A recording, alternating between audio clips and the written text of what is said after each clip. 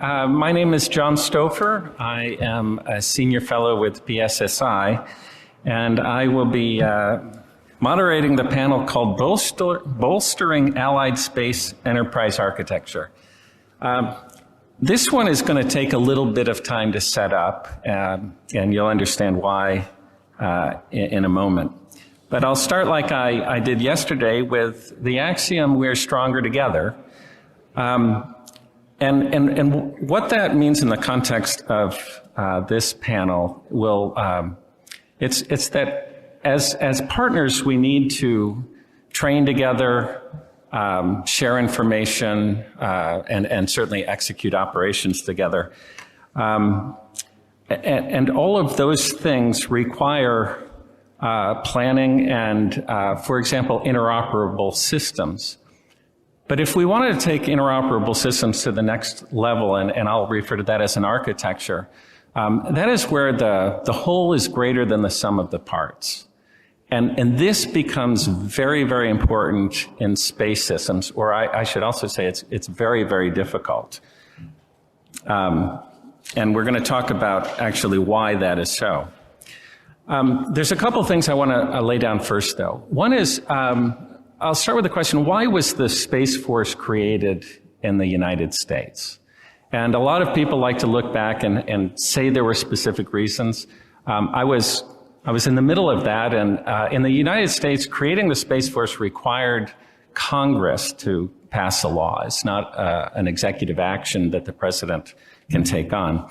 So there was a bit of debate in our House and Senate about the reasons for it. And it really, well, let's first start with the obvious one. President Trump wanted one. But if there's one thing I can say about that, if you follow American politics, if President Trump wanted something, you could pretty much be sure it wouldn't happen for political reasons. So it wasn't that he wanted it that resulted in the Space Force, but it was a key issue. It really came down to a couple issues that concerned, I think, all of the members of our Congress. One is that China and Russia were advancing their space systems, and more importantly, they were investing in counter space capabilities that threatened our capabilities. So that was kind of a primary driver, but related to that is that the Air Force, who had the predominance of the space programs at the time, did not have a history of what I'll call acquisition excellence. And so Congress wanted to help figure out how do we fix that problem. Okay, so it really became, I think, an agreement among all of the members that this was primarily an acquisition problem. Now, the law actually created the Space Force, but it also did something else. It created a new position called the Assistant Secretary of the Air Force for Space, Acquisition and Integration. And that word integration is very important to this panel's discussion. The reason that word is in the title of the position that was created is because one of the things that we were really failing at is integrating the systems into an architecture. So I'll come back to that more in a moment, but I also want to stop and give you a personal story from another part of my life. There's an organization in the U.S. called the National Reconnaissance Office, and they're our space organization responsible for acquiring and operating our intelligence programs. So our imagery, our signals intelligence, communications, things like that. And there was a technical advisory group that was chaired by a guy named Bob Herman, who, well before I ever met him, people would refer to him as the world's smartest man. And so Bob Herman was the chairman, and I had the opportunity to participate. I was a member of this technical advisory group. And the one thing I will say, or two things I will say that I really knew about that is I was the least intelligent person on that group, and I was the least talkative. So I was quiet in a room full of very smart people that just would not stop talking.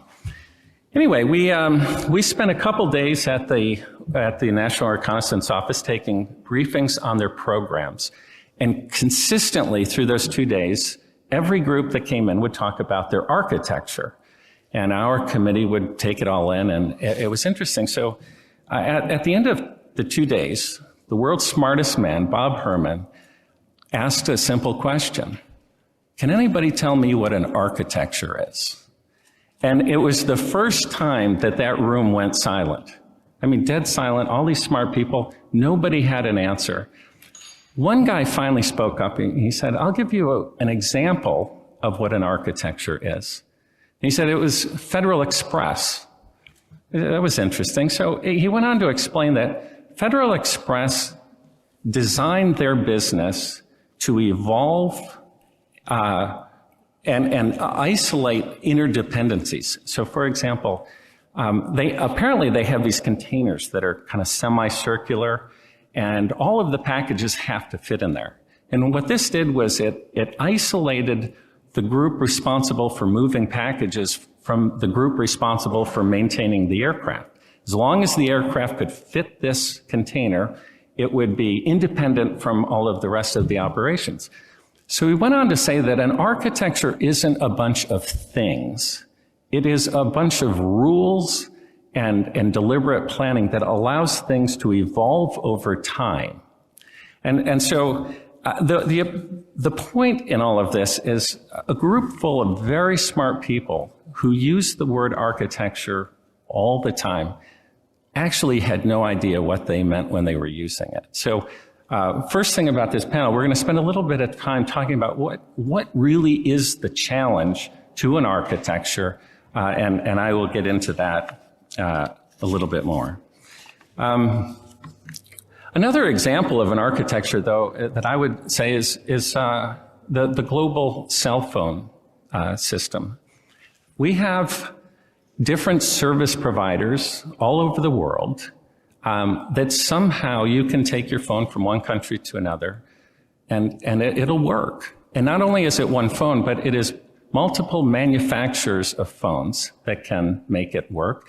And on each of those phones, you have apps that are continuously being developed and evolved, and it all works. So a couple things about this. One is that all of those components of that architecture are continuously being upgraded. And no single person is in charge of that ecosystem. And so it's interesting, I think the one example of the global cell phone architecture is that nobody's in charge, and yet it seems to work very, very well. And I will tell you, in my time in the Pentagon, where technically we should have one person in charge, we fail at architectures. We fail so much that Congress is trying to fix it by establishing that new position. So what it is it's the policies, it's the planning, it's the execution that all come together to evolve the system in a way that you get out the interdependencies. So with that, I think it's a time now to introduce. I'll introduce the panels, and then they'll each, or the panelists, and then they'll each have a few minutes to talk. But we have representation from each of those parts of the architecture elements. We have policy, we have planning, we have execution, and we have industry representatives, or one representative of industry that all has to come together to figure out how to make this work. So as I understand the challenges just within the U.S. Department of Defense, how the challenges are to advance an architecture there, I think when we extend that to multinational partnerships, it becomes exponentially more difficult, and particularly when we don't have anybody in charge of its success. So let's see, I will start. I'm just going to introduce everybody, and then we'll listen to their remarks. So let me start with Dr. Steve Pluntze, the Executive Director of the Space Systems Command, International Affairs Office of the U.S. Space Force, on my far left. General Didier Polomé, I got that okay. Assistant Chief of Staff for Strategic Plans and Policy, Defense Planning, NATO Headquarters, Supreme Allied Command Transformation. Mr. Travis Langster, Principal Director of Space Policy at the U.S. Department of Defense. And then Tom Single, Deputy Vice President, International Region of the Space Force Association. So we have representation from each of those important pieces of what makes an architecture work, and we'll discuss kind of the importance and how it's evolving today. So let's start. I'll start with you, Tom. All right, first I'd say thanks to PSSI. I think this is a great event. The panelists have all been fantastic and great dialogue, and thank you, sir, for having us here. It's been really a great event and just really well executed, so kudos to you and the staff.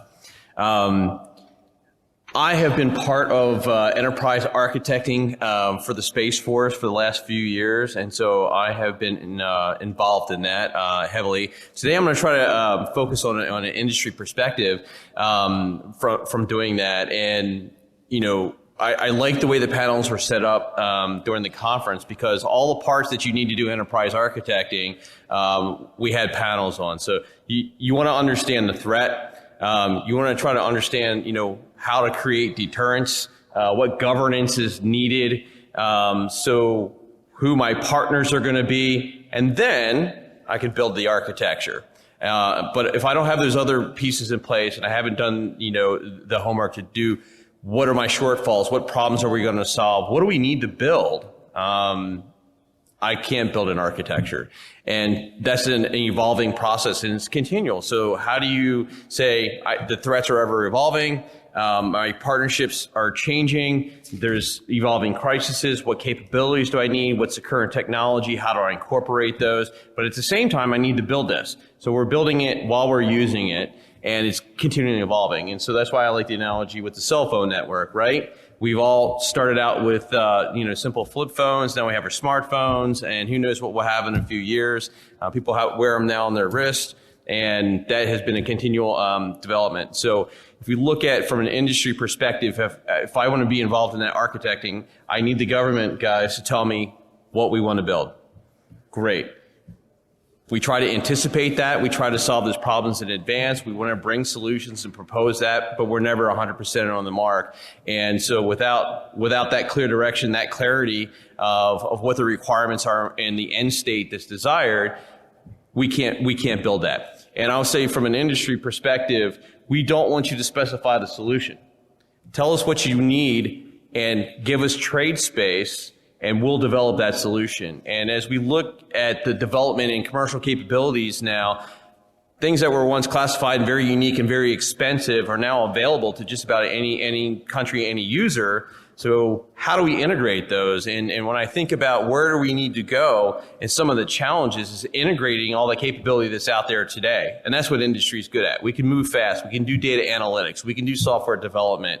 And most of the technology is not hard. We can build the satellites today. It's no longer an issue of building the satellite or a launch platform, and that's been solved. But now, how do I use those space-based services? What is Starlink going to provide for me that I can't even comprehend? We didn't know how the internet was going to be used. Now I have a smart house with appliances that are connected. What is Starlink going to enable us to do that we haven't even thought of yet? Only industry is going to be able to move fast enough to incorporate that to provide capability that we don't have today. And so having been a previous space warfighter for 24 years, to me architecting is about delivering improved capability to our warfighters to enhance deterrence. And Pete Hayes and I have talked about this a lot, about creating deterrence. If I don't have a demonstrated capability, I cannot create deterrence. I cannot, you know, persuade our adversaries to, you know, to not do things like invade other countries. So that's kind of my thoughts of, you know, where should we go next? How do we move forward? If we come back here a year from now and we haven't made any progress, we've all failed. So we advance the policy, we advance the governance, we advance our thoughts and our partnerships, but there's actual practical steps that we could make today in order to advance. And so what is one area that I would pick? Well, I would help out all the space chiefs for the space commands that were here of, okay, what can we do? I can integrate commercial capability into wargaming, into exercises, into developing strategic thought. Because if I don't improve exercises and training and advance our thought on space security, I don't know what to build. Right? So we've all got to get smarter, and that's something that we could all do. And what does that require? I need to have a cloud environment that's secure, that's zero trust, that all of our countries can plug into, and maintain security. And that's something that was not really a big theme this week, but cybersecurity. If I can't secure the system under development and the data once it's being created, then I have a problem, because it's all going to be exfiltrated to our adversaries. They're going to take it because they know it's important to us, and then they will interfere with that, and that's a problem. But it's part of our thought process of, once I want to integrate these systems, I have to secure them. How do I do that in order to make sure that I have that capability when I need it? So, thank you. Thank you, Tom. Travis? Thank you, John, and thank you to PSSI and everyone helped put this together. I'm happy to be joining this panel discussion, and as well as PSSI, bringing together like-minded nations that are interested in ensuring that we all have a stable, secure, and sustainable space environment. I'm pleased to be here representing the United States Department of Defense. I've attended this event before in a different capacity, different role. Recently began as the principal director within the Office of Deputy Assistant Secretary of Defense for Space Policy. And what that really means is that I feel privileged to have the opportunity to continue my passion and commitment to international space cooperation, ensuring that we're able to access and have that stable, secure environment, and be able to cooperate amongst allies, partners, defense, civil, as well as commercial space actors.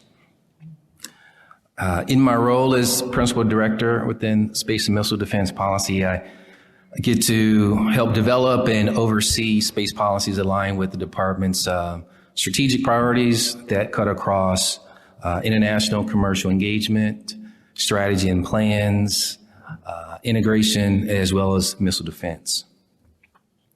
And I'm grateful to be here today to share some of the department's where we're headed in terms of our enterprise as it relates to allies and partners. Take a moment to talk about, the global space activities and the acceleration and the strategic environment and the challenges that we're facing, but it also presents opportunities to address those challenges, be it in peacetime or otherwise known as competition, crisis, or conflict, as we're seeing just east of us. And to confront those challenges, the administration and the U.S. has produced several bodies of work. I would encourage, if you haven't already, to review them. For example, the 2021 Space Priorities Framework, which provides clear guidance regarding the United States, that we will continue a robust and responsible U.S. space enterprise and ensure that we preserve space for the current and future generations. Before I proceed, I would like to discuss the evolving space domain from a strategic competition perspective here in the 21st century.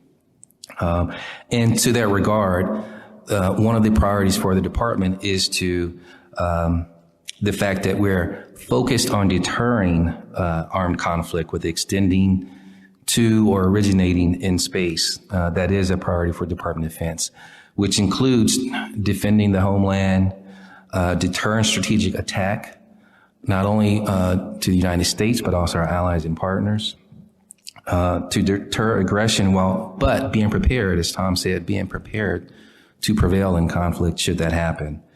And then to build a resilient joint force. Another part of body of work that the department has produced is the National Defense Strategy, which makes it clear that China really is the pacing threat, the pacing challenge, particularly in the Indo-Pacific region, followed by, of course, Russia and the challenge that they present here in Europe. This holds true not only in space, but in all other domains. It is a multi-domain challenge. So bottom line, the challenges are not decreasing, not only in land and air, but in space as well. And in order to confront the challenges that we face, particularly in space domain, to help keep it secure, stable, and sustainable, the United States finds it critical to not only continue but expand on the cooperation with its allies and partners. There are a few areas where we are cooperating, and I'm sure we'll get into some of that in the discussion. But also, just as it's critical to cooperate with allies and partners, it's critical that we cooperate in the commercial domain as well.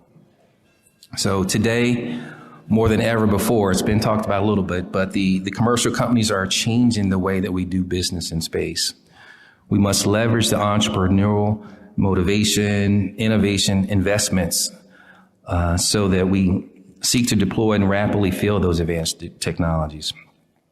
The department recognizes a robust national security space enterprise, particularly in space domain awareness, includes adopting and effectively incorporating commercial capabilities and services. This is an area where my private industry experience, well, I believe brings some unique thought and approaches to these, being able to effectively incorporate commercial. The department is shifting to an architecture that is designed for the space domain of the future. Adapting to these new threats cannot be done without commercial and consciously deliberately leveraging the advancements coming from commercial space. The reality is our industry partners are moving so fast that they may often be ahead of the demand signal or even developing solutions and requirements that we did not even realize that we have. In order to be prepared to effectively incorporate those promising capabilities, we in the DoD must consider a capabilities approach to space acquisition instead of a requirements-based approach. And I think you were touching on that, Tom. So I'll pause here. Given all of this, I'm excited to be here in my new role and part of this discussion. Thank you, Travis. General Polomé. Thank you very much. So I'm from Sakti in Norfolk. So in NATO, we have on the military side 3 big organizations that we call NATO military authorities. One is located in NATO HQ IMS, International Military Staff. Then we have SACEUR or SHAPE, which is the operational commander. And then we have our headquarters in Norfolk, and we do the long-term planning, the capability development, the defense planning, and so on. So that gives you a little bit an idea of what I'm bringing here. And I'm one of the generals in charge of plans and policy. So I'll make a small introduction, just kind of a joke, just to make sure that everybody gets, that I get the attention, or that we get the attention. Is that yesterday evening I had the stupid idea to make a bet. The bet is that I will sneak in a very stupid sentence into my speech. So, but then I realized afterwards that it was actually a very easy bet, because based on based on the fact that I'm not a space specialist, anyway, I'm going to put certainly many stupidities in my speech.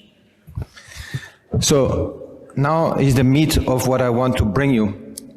I want to bring you in the funnel of what space will bring to the alliance. And I think this is the basis of what we're looking after and when we speak about enterprise architecture.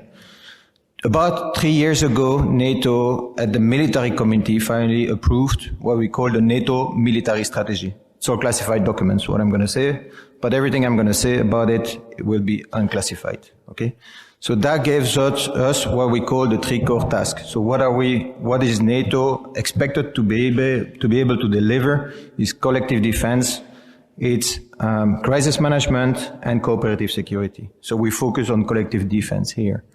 So after they have published the NATO military strategy, they tasked the two strategic commands, and this is why I explained the NMAs earlier, the strategic commands, which is SACEUR and SACT, to develop their own plans, their own big strategy to implement the NATO military strategy.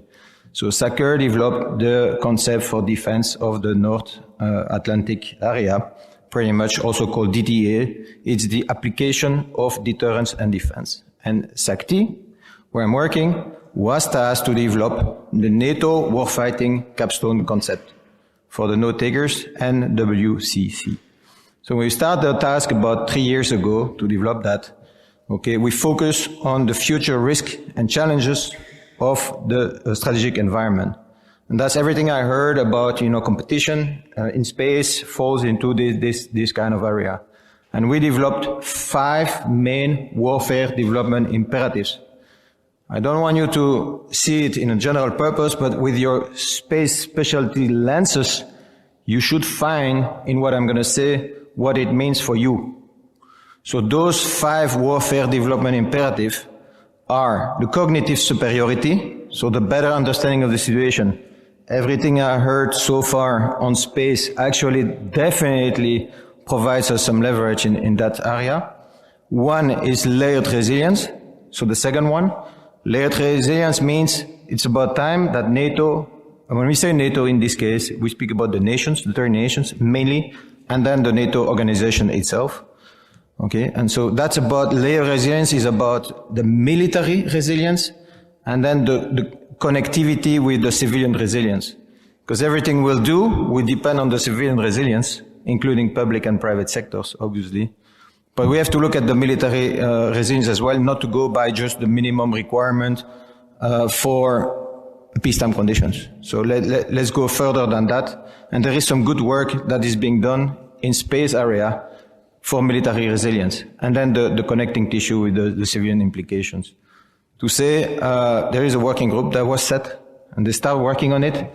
And one of the first reflex we have done, because space is one of the priority of our commander in SACT, is to bring the space team into the resilience workshops as well, to make sure that we integrate all these space aspects of resilience.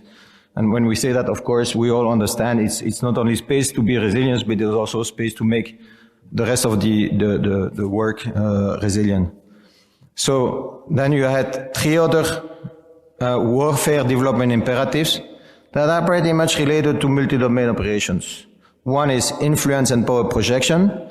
It's about managing escalation. It's about shaping and or contesting the environment. There you see some of the notions I heard in the last 2 days were definitely part of that.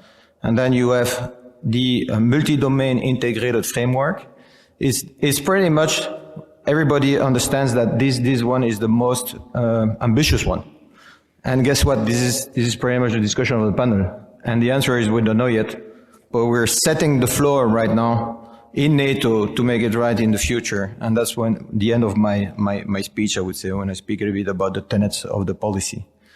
And then the last one, for whoever was still with me, for the 5th warfare development imperative, it's about the cross-domain functionalities, the cross-domain command. Because once you have developed this multi-domain operation framework, if I call it this way, so it's including the 5 domains. Now we have got the 3 classical domains, air, sea, land, but then you have to add cyber. We could have the same forum about cyber. I would say that would have been as complex as this one. And then space, the 5th one. So how do we put all this together, and how do we use this military instrument of power in a coherent manner? So that's really what we're after. And it's not easy, because to execute this now, we're working on the multi-domain concept of operation. We just produced the initial concept to be delivered to the military committee in June. That's just the basis of it. And already we have got internally in NATO some conflict, because some people are saying, oh, it's just an advocacy piece for cyber and space.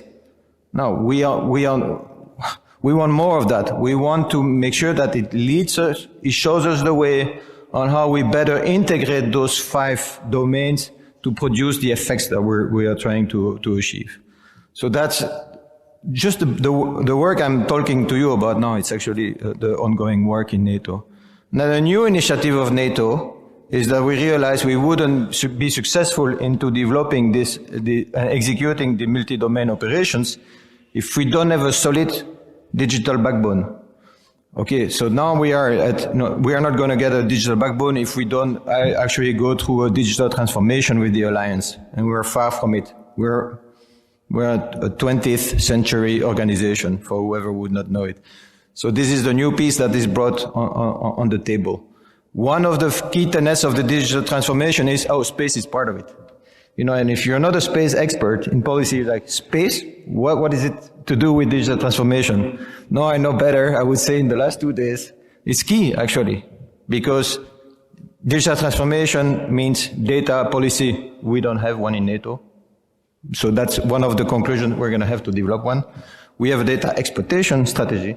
That's what we have, but we don't have a data policy to start with. AI strategy, you name it, all these kind of bits and bytes, and we have an alliance future surveillance concept. Still, it's not even a baby. Still has to get to be born, but eventually we'll get into that one. So now that leads me into the policy and the tenets.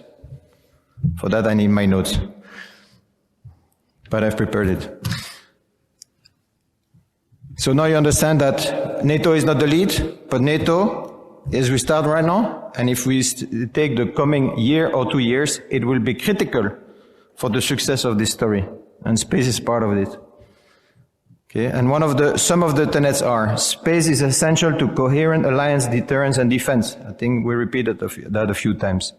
Space is an inherently global environment, and any conflict that extends into space has the potential to affect all users of space. The free access, exploration, and use of outer space for peaceful purposes is in the common interest of all nations. And so we speak about the NATO space policy, and they call it NATO overarching space policy. Space is not subject to national appropriation by claim of sovereignty. Allies will retain jurisdiction and control over their objects in space, as well as full authority and sovereignty over their space capabilities and resources. Allies provide on a voluntary basis and in accordance with national laws, regulations, and policies, the space data, products, services, or effects. And NATO is not aiming to become an autonomous space actor. So that gives you a little bit what NATO will bring into this alliance, especially if we speak about developing the architecture. Yes, NATO as the 30 nations, I think they will agree within a year or two on what exactly space will bring to the alliance to maintain a cutting-edge military instrument of power, and that will become more and more clear when we work on the warfare development imperatives that I was explaining earlier. Okay, and then based on these tenets, you would know how space will hook into that one. I think I spoke enough, and I hope it helps to set the floor. Thank you. Steve, over to you. There we go. Thanks, John. Thank you, PSSI. This is not my first time in Prague, but it is my first time at one of these conferences. For those who may not know, the Air Force, where I spent my military career, funds research all over the world. I ran an office in London, which actually had an office also in Tokyo. We worked very closely with the Czech researchers. They were wonderful folks who provided a lot of smarts to the world community, and I'm sure they're going to be wonderful space partners as well. I would add to what John said in his opening. He said that nobody was in charge. I might say everybody is in charge. And that is the problem perhaps that we face in government when we're trying to get things done. And you can sympathize, I hope, with some of the governmental decision makers. First of all, it involves a lot of money, and that brings a lot of voices to the table. Very interested to look over shoulders to find out what's going on. It involves the military, which gets a lot of people and taxpayers interested. and it involves potentially loss of life and causing loss of life to other folks. And you can understand, I hope, why some of these decisions do not take place as quickly as you might want, but we are trying.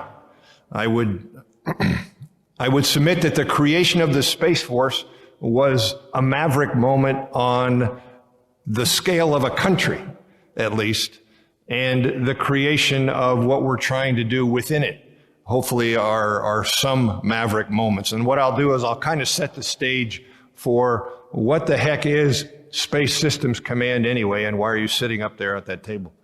So once upon a time, there were no rockets on the planet, other than, I guess, Chinese rockets, which were first used in like the year 1200, ironically enough. Not the rockets we think of, perhaps. And so in the 40s, we started experimenting in space. The U.S. did, and of course Russia at the same time. In 1954, an assignment was given to a guy named General Bernie Schriever to build the first ICBM for the United States. Russia had started about a year before that. In 1959, it launched, the first Atlas launch, at least the first one that worked. And that was the start of space acquisition in Los Angeles, which is where we're created now. So Space Force has three components. We are in Los Angeles, Space Systems Command. We are the buyers, the acquirers for all things DoD space, other than the spy satellites, which John talked about for the NRO. Then there's the Training and Readiness Command. They're in Colorado, and they handle all things training and readiness. And then finally, the Operations Command, also in Colorado, providing the operational forces, using the things that we buy and the training that the Training Command gives to assemble an operational Space Force, which can be used by the Space Command, General Shaw, U.S. Space Command, and his folks, if and when a bad day happens and we need to work on warfare from space. So we buy it, but we do not create the architecture. And what I want to do is I want to kind of set the differences there. The title of the panel is Bolstering Allied Space Enterprise Architecture. I think the key for our office anyway is the allied part and the enterprise part. The architecture is actually created by Space Force, but it's an office called the Space Warfare and Analysis Center. And what they try to do is use digital modeling and brain power, obviously, just the knowledge of space, to create what should be the plan, and the definition that John provided at the beginning was a pretty good definition of architecture. That's what they create for each space mission area. And now go back to my analysis, or my story from the 40s. So we started with the rockets, and then we started to build the satellites, but we kind of built them one mission at a time, so that by the time we were done in the 60s and 70s and 80s, we had weather, we had navigation, we had missile warning, we had all the special stuff that we did, the classified stuff, but they were all separate because they developed that way. They were invented that way at different times by different people. It wasn't truly an enterprise. It wasn't the whole thing looked at holistically, which I think is another maverick moment for space and for the Space Force. We are trying to pivot away from the separate mission areas to an enterprise, holistic view of all of them, and as they can potentially connect together and be greater than the sum of their parts. And we're in the midst of that right now, not only creating Space Force, but trying to pivot to this new enterprise thinking.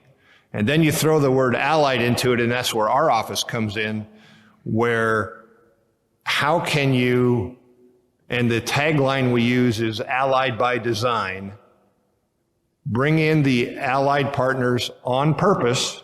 By design also means in a systematic way, so kind of two subtle meanings of the English language there.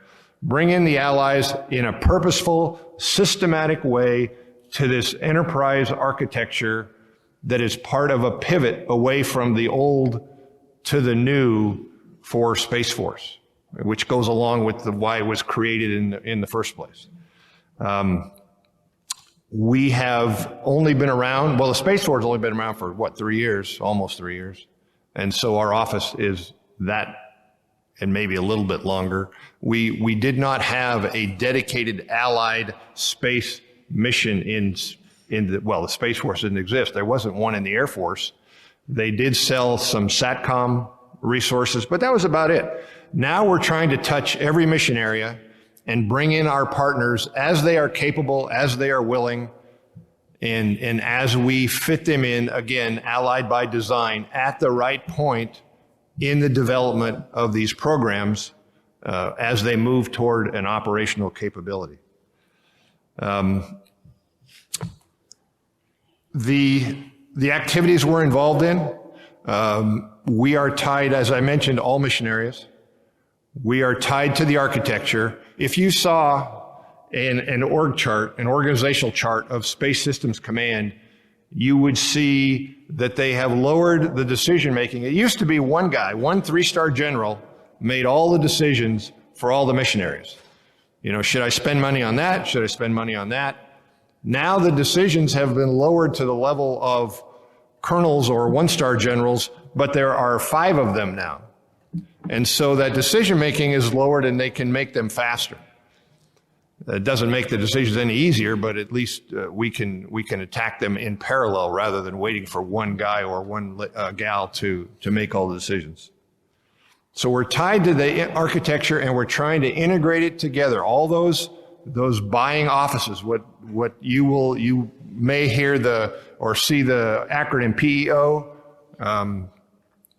Those are the heads of the acquisition offices. Program Executive Office is what it stands for, officer. So they are buying what the architecture has described, and we are trying to fold in the allies into it in an enterprise, holistic fashion. The last thing I'll mention are the breadth of the activities. We aren't just involving allies in the major complete, I guess is one word, complete space weapon systems, because not all countries of the world are equally capable.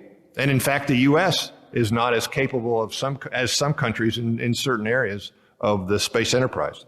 So where countries are not as capable and we want to develop them, we have R&D agreements, research and development programs that we can bring them along. We are part of or watch over exercises and demonstrations, things that we can actually do with countries that help them learn the process of space. We have created at Space Systems Command a separate office for warfighting integration, having acquisition buyer type people sit physically in with the warfighters and say, do you really need that? Or how would you like that built? Or being a little bit more personal in the customer-buyer relationship. And then I know for a lot of you industry folks, I'm sure this would be of interest. Commercial integration into the architecture is a big deal. How do we do that? Well, we've set up a commercial integration office which will do just that. It's not part of my office, it's not part of the allied effort, but it is certainly part of that overall, how do we integrate other parts of the brain power of the world, which is not just the military members, but the commercial as well, and sometimes even civil, depending on, NASA and NOAA in the U.S. can help us in our mission in some ways. But anyway, we're involved in a lot of different, disparate actions to tie our partners, whoever they may be, into an enterprise, holistic pivot away from the old, we call them stovepipe mission areas, one mission area at a time, to looking at the whole thing and managing it to get the best capability out of the entire picture.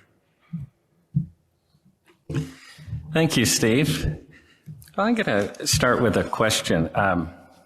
Actually, let me start with something. There's a phrase called space age, which I think a lot of people use, and they use it in the sense that it's some futuristic thing, like, wow, that's a space age thing.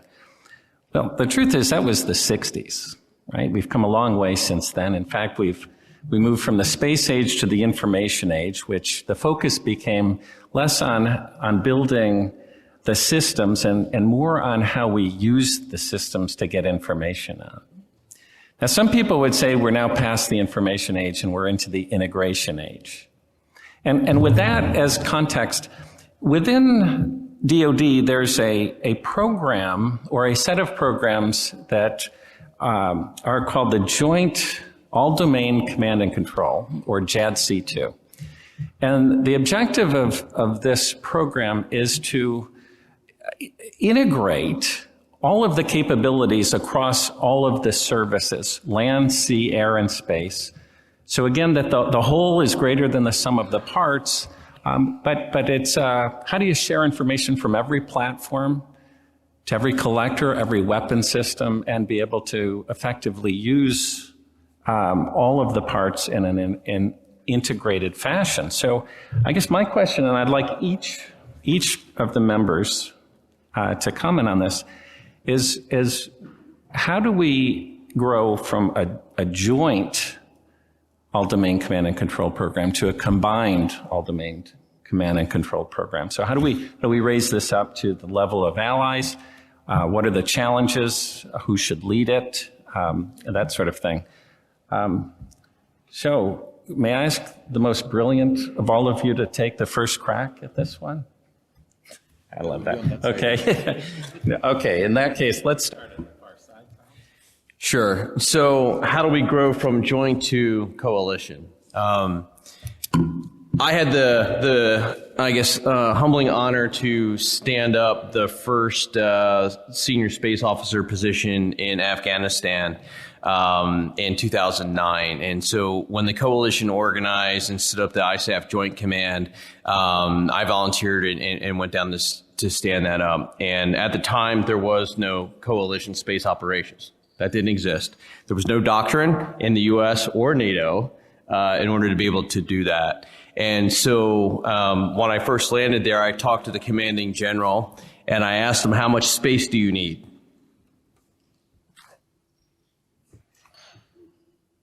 General, how much space do you need? You know how many helicopters, how many planes, how many boots on the ground you need, but what do you need for space? And so I said, that's why I'm there. I'm going to figure that out for you. And so I looked at all the space mission areas. What do we need for missile warning and missile defense? Because we were concerned about surface-to-air missiles from Iran when we had high-value aircraft flying around. What were the key communication infrastructure? And where was that space enabled, and which links do we have to defend, which was quite fragile. We looked at offensive and defensive capability, electronic warfare, SATCOM interference across all the mission areas. And one of the things that was interesting is I looked at space-based ISR. So what could we bring in? And it was no U.S. classified intelligence capability. We went all European, EU Satellite Center, NATO, nation states, in order to be able to bring that in. And then so I wrote a requirements document that said, we need to do this for border security. We need to do this for counterterrorism missions. And I developed this concept of, what would coalition operations be, because it didn't exist at the time. So now we have some of that. We have a CSPOC in California, and we have other nations that have their own space operations center now. So we're thinking about how do we integrate different nations' capabilities in a security and defense environment that's very dynamic environment, because those processes did not exist. And so we had to create some processes. How do I get unclassified imagery to a special forces team in the field? How do I share that with 50 nations in the coalition? Those processes, the security classification, none of that existed. And so a lot of that today is still in its infancy, and we're still figuring it out. And so if we think about going to the future, how do we do that? Well, I need that digital infrastructure that's secure in order to be able to bring that stuff together. We have to have an agreement on the standards in order to be able to do that, which have not been figured out yet. And then on the policy and strategy side, we have to understand as a collective group of those, like-minded nations that I want to share this information. I'm going to bring this in to the group, and that's going to be my contribution, and then be able, as a coalition force, to be able to use that. And that was one of the big challenges, is a country who doesn't fly satellites may think that they don't use space when they do. Or being part of a coalition and they don't have direct access to U.S. overhead intelligence, in that coalition they can ask for it. They don't know how. So there was a training issue and an awareness issue. So building that, I thought NATO was helpful in that sense, because they have training courses to prepare to go, fight as a coalition, and, a lot of exercises to build in that thinking of, okay, this is part of it, and this is what, Germany brings, and France brings, and the U.S. brings, and the U.K. brings, and commercial brings to that fight. But yeah, it is really a training problem. It wasn't a technology problem, right? We had the technology. How do I use it? And it was through creating that thought process.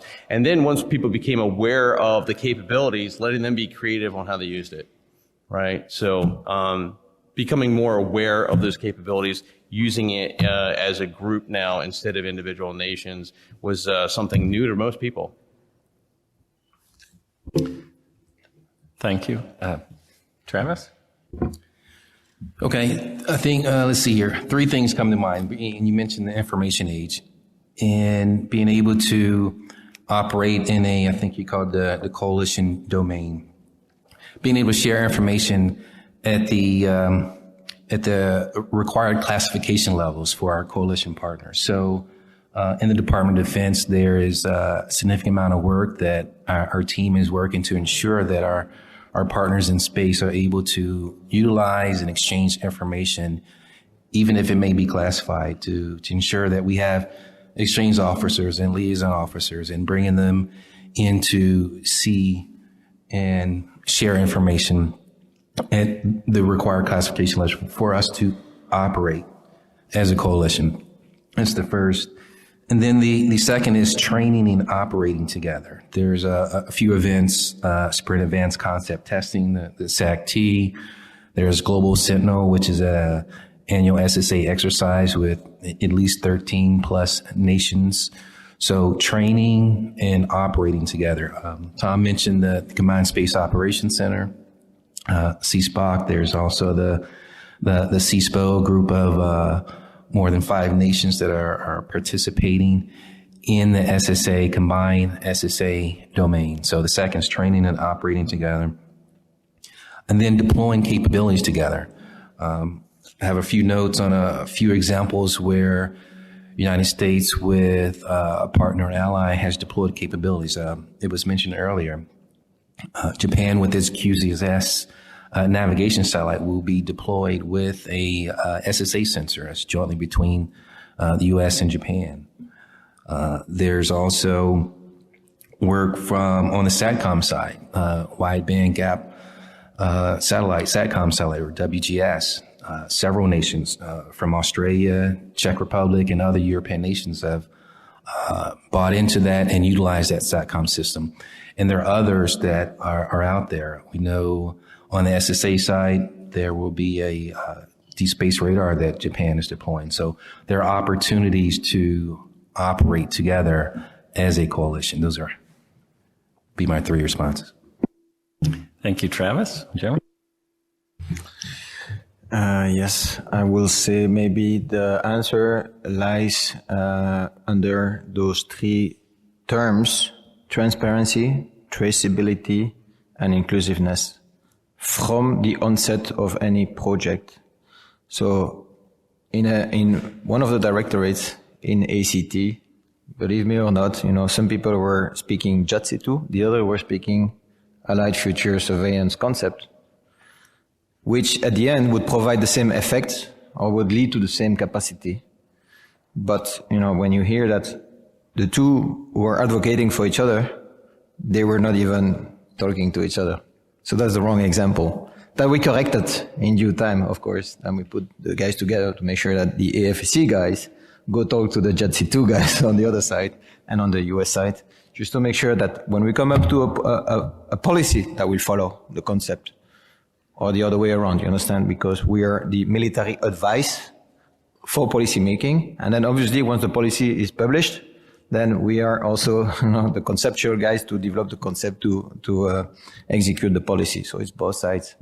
So getting all the allies together and their projects, that's where you have the inclusiveness from the beginning of the design of the concept of the future capability. That is essential, because anything else, if we do that from an organization perspective in NATO, from an office, even if you bring 5 experts from 5 different nations putting something together, no, if the 13 nations were not involved from the beginning, that will not work. So that's the importance. The allies who actually, for 99% of the case, they will execute the programs. It's not NATO as an organization. For the allies, they have multiple criteria to spend, of course, some resources on future capabilities. But for them, when they look at us, what is important is the transparency. Means that if we develop that capacity, or at the beginning the concept that will lead to a capacity, it needs to be transparent to all of them. We cannot, develop it. We cannot keep black boxes. We cannot show like, oh, this is what we're going to do. How did you come up with it? They need to be involved from the beginning. So full transparency throughout the development of that concept. Typically, I would put that behind workshops, very much. Workshops in NATO means we invite 30 nations. And then the traceability, it's because we have a rotation base into NATO posts, but also nationally, most of the people have rotations every 3 years, 2 or 3 years, depending. So if you don't maintain a strong effort on transparency, on, where does that come from, this requirement, we are going to fail also. So these are the 3 criteria. And just in between brackets, the current, from my expert position, they're definitely convinced that the current policy on space, so the overarching NATO space policy, allows that, allows to involve all the allies from the beginning of the different projects that will be launched for space. Thank you. Steve. Well, I'll paraphrase the late Colin Powell, who said, when in doubt, or even when not in doubt, the combat commander is always right. From an acquisition perspective, we have to remember, and sometimes it takes a deliberate bit of memory to say, no, you're not in charge. You're building it, but you're not in charge. So the way the use of allies and partners works, at least for the U.S. military, we talk to our combat commanders first. How do you want to use the allies in your area of responsibility? And that would go into how we build and structure and train the enterprise, in this case JADC2, for them to use. And then again, in our particular the office that I'm representing, it's bringing in the allies to that, again, the enterprise planning. So the combat commander would certainly be at the head of the pack for how the resulting thing is going to be used, but we're all part of, okay, now that's his or her vision. How do we create that? And in order to do that, we have, at least in the security cooperation area, where you're dealing with governmental government-to-government agreements and MOUs and that kind of thing. We have several tools we can use to make those things happen. One of the things in our office, which is brand new to space, will be a foreign military sales application for space. And so you have a creature, JADC2 in this case, and you would like to affect the creation of its enterprise and how folks enter into it. Well, if they are intending, if different countries would like to purchase parts of something like that, we can suggest, if this is the capability you need, buy something that fits the whole picture. And that's just one example of a security cooperation tool being used to focus into an enterprise perspective. And then the last thing I'll say, for those who don't know, for a jointness or from a jointness perspective, in the creation of a lot of these future space enterprise discussions, they have created a council of. We had the little banter earlier about, is nobody in charge or is everybody in charge?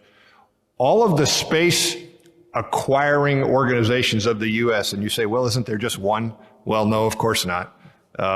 This is government, and the few people got interested in it, and so we have the NRO, and we have the MDA, and we have the Space Force, and we have the Space Rapid Capabilities Office, and we have the Space Development Agency.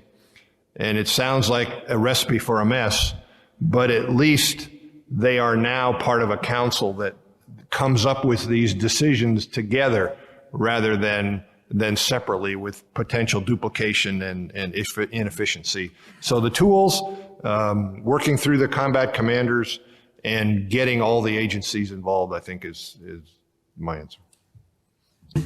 Thank you, Steve. I guess I'd summarize, I think, what I heard.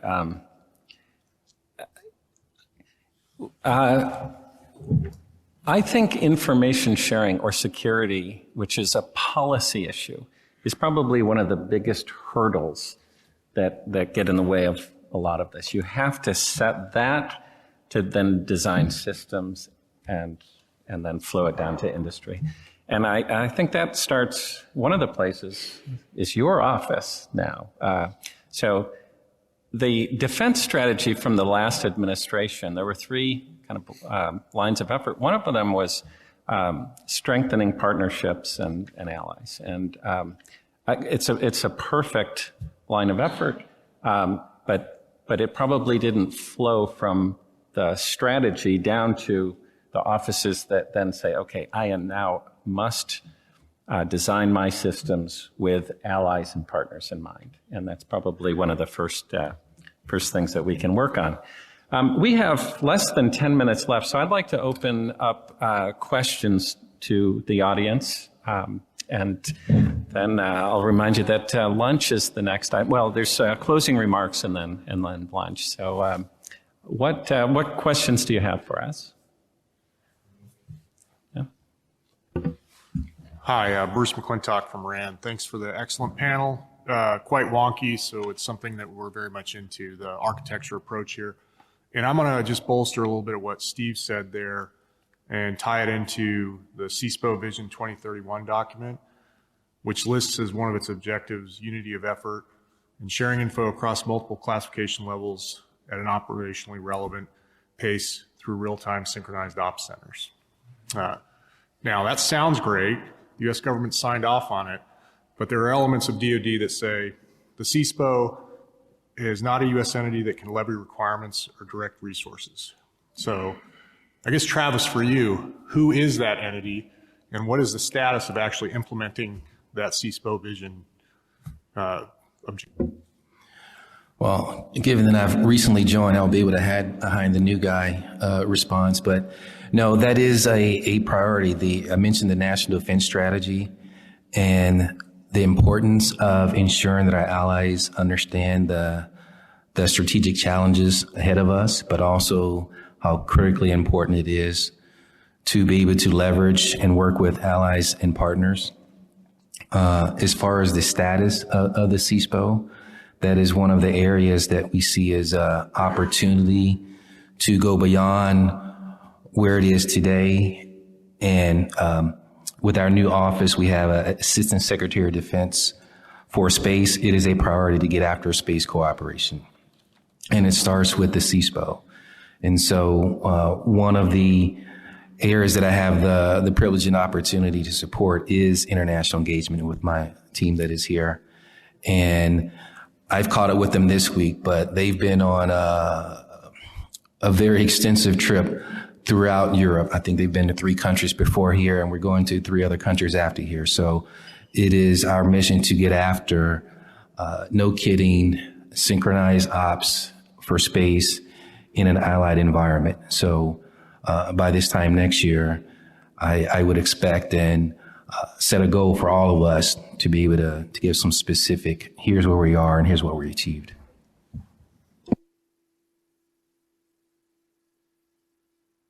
Any other questions? Yeah. Lieutenant Colonel Conrad, I'm the Space Policy Officer from Germany. Thank you for the panel, and also congratulations, Mr. Langster, for your new position. We've heard a lot in all these panels about deterrence and commercial integration, and we have different approaches from different actors. So, for example, NATO is not an autonomous space actor, but with a credible or strong deterrence. On the other hand, we have the European Union as an own space actor with not such a strong deterrence in a military way. Of course, in an economic way, it's different. But the EU, for example, also develops currently or wants to develop a secure connectivity program. Maybe you have heard about that. High secure SATCOM communication, also for governmental and military use. And this, of course, is a public-private partnership and with a strong commercial integration. And from a military perspective, such a construct sounds very well for international crisis management and peacetime and so on. But in an Article 5 scenario, we have to face challenges with commercial integrations. And that's why my question is, how do you assess the commercial integration aspects in an Article 5 scenario? And how does it have an influence for a credible NATO deterrence? Thank you. Well, I'll try that one. I mentioned that we're starting a commercial integration office dedicated to exactly that. It is in its infancy. It's only mere weeks old. For some of you, I handed out business cards in there. I told you they were old. It says Chief Partnership Office on it. At one point, we were allied and commercial and academia and whoever could partner in space. Since then, the Space Force and Lieutenant General Gutlein, who runs SSC, has separated that out. So I mentioned the Warfighter Integration Office. I mentioned our allied international responsibility, and then the Commercial Integration Office. So I'm not entirely sure what criteria they're going to use, but a lot of it has been reflected in the discussion on these panels. Where are the legal boundaries for commercial space? How do you guarantee the capability that they sign up to is going to be there in time of conflict if need be? How do you prevent them from being bought by China or Russia, for one thing? So they are just starting to investigate that now, but it is certainly very much a part of the integrated function that Space Force is trying to put into the architecture. I know that's a difficult problem, but there are a lot of brains working on it right now. I might not give you anything new, but I want to make a clarification point for most of us here. When we speak about invoking Article 5, it's not an on or off button. You have to understand that. There is nothing in NATO that says the policy is as such. If a nation invoke Article 5, we're going to do that. No. It's just that we allow the nations to solve their problem first individually or with multilateral or bilateral arrangements before they call up on NATO to assist them into solving a crisis or conflict or a situation that they declare as such. So this is what it is about invoking Article 5. It might be that a nation invoke Article 5 because they are threatened and they want to, have assistance from NATO, and that NATO doesn't do anything. So we go back to different chapter or article of the charter, I would say, that say we must assist them.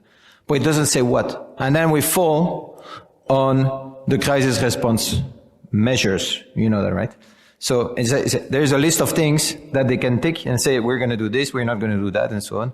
But there is nothing black and white either. So depending on what it is, you know, they will react in a way or another one. And by the way, from the last exercises they have done, they call it CMX, they realize that for the type of crisis, and we speak about hybrid and other and future threats, it's very hard to find the answers black and white. So they have to start innovating a little bit in a way to react. And then we go into basics like maybe we have to do more war gamings in NATO, you know, as well. You know, we learn it from some of the allies. Maybe we have to, you know, to bring some net assessment into the play. Maybe we have to revisit on how we make a decision and how do we enhance the decision making in the alliance through the digital transformation and the tools that will assist NATO as an alliance to make decisions, right? So all of this is coming into play when you speak about evoking Article 5.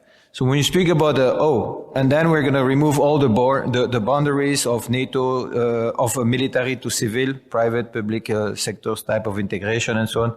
Now it's going to be in case by case. It will be a negotiation, and every crisis has got some degree, and it will not be, most probably never be a full maximum level of effort in the foreseeable future. And therefore, there will always be nuances that will be applied into decisions that NATO would make based on a nation invoking Article 5. Maybe I'll just touch on the commercial aspect as you referenced in terms of crisis or conflict. Right now, that's a complex and thorny issue, by the way, squarely in the policy realm. But what I'll say now, right now, there are limitations from a policy and regulations perspective in terms of how commercial can be used for targeting or fire control, as you know. Perhaps, you know, given the theme of from last night, General Shaw's comment about a space maverick, this may be one of those areas that I look forward to leaning in a little bit and perhaps making some tweaks, adjustments to ensure that the best capability is brought to bear on whatever that challenge, be it crisis or conflict may be, but putting it the right boundaries and guidelines on it that ensures whatever that capability is, that it meets the need of the warfighter. Okay, with that, we are out of time. I see there's a few more questions. I'm sure at lunch you can follow up, but I wanted to respect everybody's time. I'd like to thank the panelists, and I'd like to thank PSSI for the opportunity to speak. So thank you very much.